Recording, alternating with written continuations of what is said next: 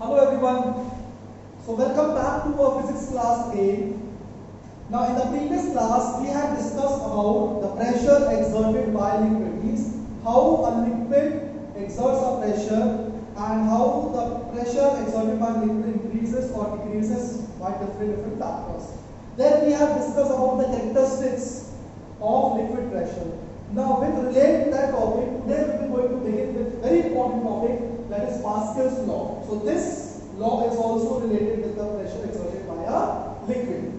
So the Pascal's law that was created by Blaise Pascal. So this law was actually given by a French physicist, that is Blaise Pascal, that states that whenever a pressure is applied at any point on an incompressible and confined liquid, like suppose you take a container that is filled with liquid and you apply pressure from one end of that liquid.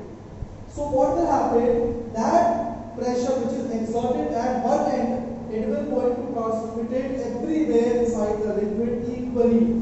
So what it states that a pressure is applied at any point on an incompressible and confined liquid. If a pressure is exerted at any point on an incompressible and confined liquid. So incompressible means it is completely filled with liquid, there is no space inside the container, and confined liquid means it is having a fixed volume. So then that pressure, it is transmitted equally in all possible directions with undiminished magnitude. Undiminished magnitude means that the value of pressure will remain same. It will not going to decrease from one place to another place. So what it states, Pascal's law says that whenever a pressure is applied at any point on an incompressible and confined liquid, it is transmitted equally in all possible directions with undiminished magnitude. Now how to explain this thing is how to understand this topic. For that, suppose we will take one glass bulb. Okay, container made up of glass, that is glass bulb, which is having holes, a small number of holes, small amount of holes are there everywhere of this bulb. So this is having holes over here. Okay, suppose these holes are being stopped. Okay, there is no opening right now, I have closed all the opening, and this is filled with some amount of liquid. Now this liquid is filled, so there is no space between the liquid, everywhere liquid is filled over here, and it is having a fixed amount of volume also. Now suppose with the help of a plunger, okay, with the help of a plunger, it will apply a pressure from this point. If I am going to apply a pressure with the help of my hand, I am going to push this downward direction. Plunger is there. Okay, and with the help of a plunger, I am going to push this liquid in the downward direction. Now, if openings are here, suppose there will be openings over here. Okay, I am going to create openings. So what will happen when you apply a pressure from here? The water will start coming out from all the holes because the water will try to flow out. Now, whatever amount of water which is coming out from these holes, they all will come out with equal pressure. So the pressure over here, the pressure over here, the pressure at this opening, the pressure at this opening, everywhere, whatever the pressure, the water is coming out, the water will going to flow out with the equal amount of pressure. But why? Because they will going to follow Pascal's law, which states that if a pressure is applied at any point, the same pressure will going to be transmitted equally in all possible directions. Whichever direction the opening will be there, it will going to exert the equal amount of pressure with undiminished magnitude. Suppose you have applied a pressure of 20 Pascal, the water which will going to flow out from everywhere, that will be 20 Pascal from each hole. So this means that whatever amount of pressure you have exerted at one point, equal amount of pressure has been transmitted everywhere, and the pressure will not going to decrease whether the tube is very long or whether the tube is short. Okay, so this is about Pascal's law which you have to learn, and this is the activity with the help of which you can understand the thing.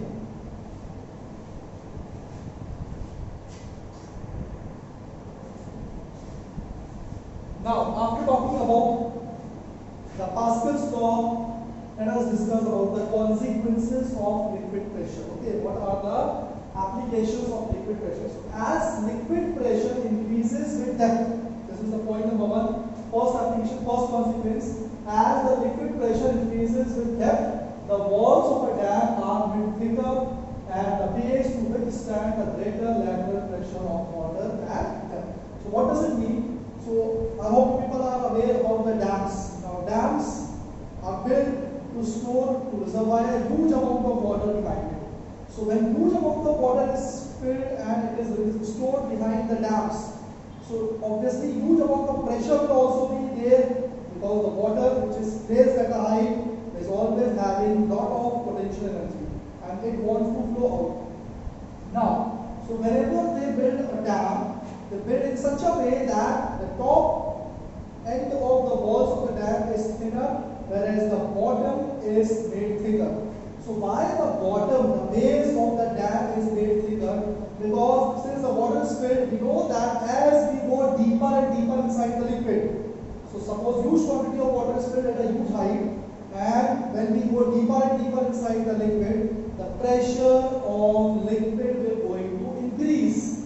Since the pressure at the bottom will be more as compared to the top, so a huge amount of lateral pressure will going to be exerted, and to withstand that huge amount of pressure, we have to make the walls broader at the bottom and thinner at the top. So this is after the question which is asked like this: why the walls of the dams are made thicker at the base? So the walls of the dams are made thicker at the base to withstand the greater lateral pressure of water at depth. Why? Because as in liquid, pressure increases with depth. So as you go deeper and deeper inside the liquid, as we have discussed in the technical stage, so as you go deeper and deeper inside the liquid, the pressure exerted by liquid will going to increase, and that is why it will going to create more amount of pressure over the walls as compared to the top. So the walls at the bottom and the base should be made thicker.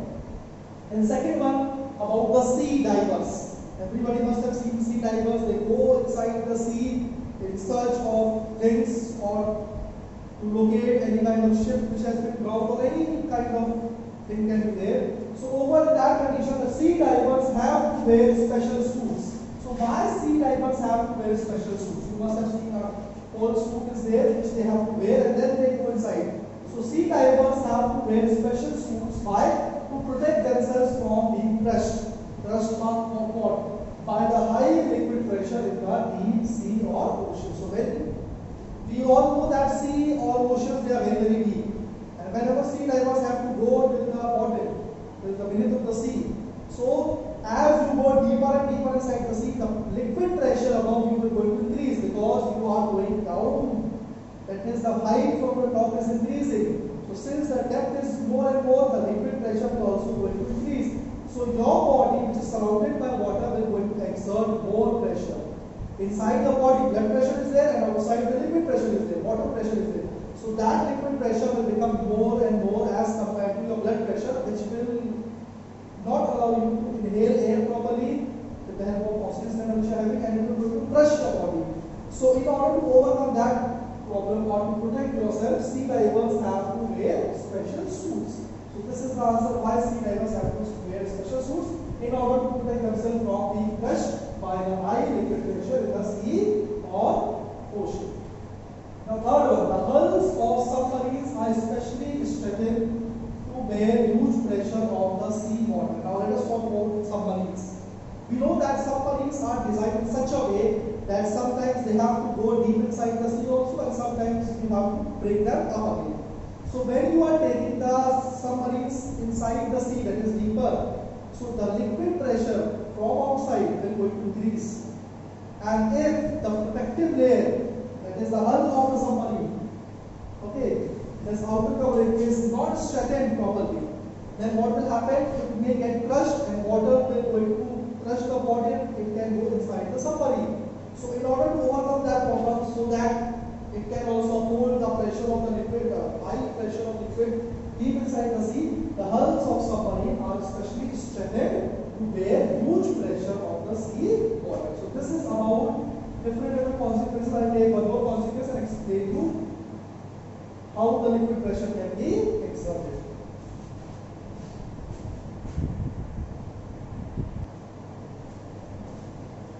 Now the last consequence is about the fish.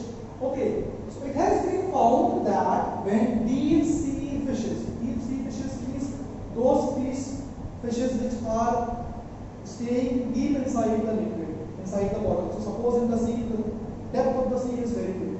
Okay, and when the fishes which are found deep below the sea, near the surface of the, you can say that of the seashore, not the seashore actually, inside the water, deep inside the water, the seas which have been found, that is known as the deep sea fishes. And when they are brought up to the surface, and whenever you bring those fishes on the surface of the water or outside the water, their body bursts.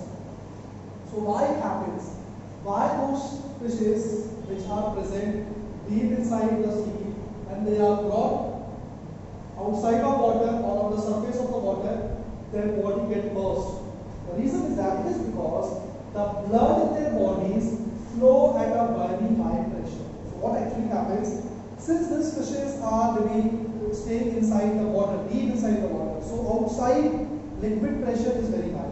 And since the liquid pressure is very high, their body has adopted in such a way that the pressure of the blood, that is the blood pressure, is also very, very high. So inside the body, the blood pressure is there, which is at a very high rate, whereas the pressure exerted by the water is also very high. They are balancing each other. So suppose if pressure inside the water and deep inside the water is 200 Pascal. So the same amount of pressure will be exerted by the blood also. The blood pressure will also be near about 200 Pascal. Near about that. Okay, or it can be a little bit more, that is the different thing. But it will be near about same. So equal pressure is exerted by the blood also and the liquid also. So both are balanced. But however, when these fishes are brought to the surface and when you bring them suddenly to the surface, what will happen? The pressure outside suddenly decreases. Now, they were inside the water, deep inside the water, the pressure exerted by the liquid was very high. Okay, at that time the body has adopted the equal amount of pressure. But suddenly when this fish has come out, atmospheric pressure is very, very low as compared to the pressure inside the water. Since the atmospheric pressure is very, very less, suddenly this pressure has decreased. Maybe from 200 it will become 80 to 78. But what about the blood pressure? The blood pressure is still same. Okay, now look at the difference. Since the difference of this pressure is very high, because of this huge amount of difference, the pressure outside suddenly decreases. This difference in pressure bursts open their bodies. And this is the reason why their body get burst.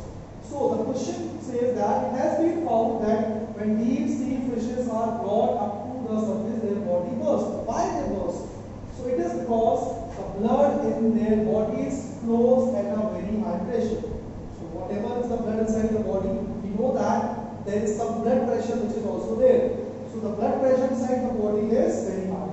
However, when these fishes are brought to the surface, and both blood pressure and the liquid pressure is balancing each other, but as soon as you bring them to the surface, the pressure from outside suddenly decreases. So outside pressure will going to suddenly decrease, and this difference in pressure bursts in their body. So this is the reason why the deep sea fishes, when they are brought to the surface, they get burst.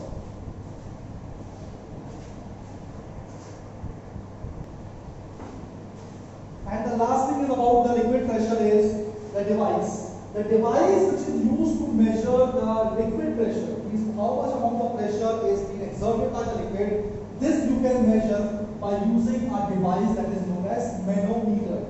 So manometer is a device which is used to measure the pressure exerted by a liquid. So this is the topic about the liquid pressure. We have discussed about how the liquid pressure is being created, how it is exerted, what are the factors which affects the liquid pressure, its properties and its characteristics of liquid pressure. Then we have talked about Pascal's law, and we have discussed about different consequences, the effects of the liquid pressure, and then we have talked about the instrument which is used to measure the liquid pressure. This is all about liquid pressure. In the next class, we are going to start with the atmospheric pressure, the pressure exerted by the gas, the atmosphere around us, that we are going to begin. So thank you for today's class.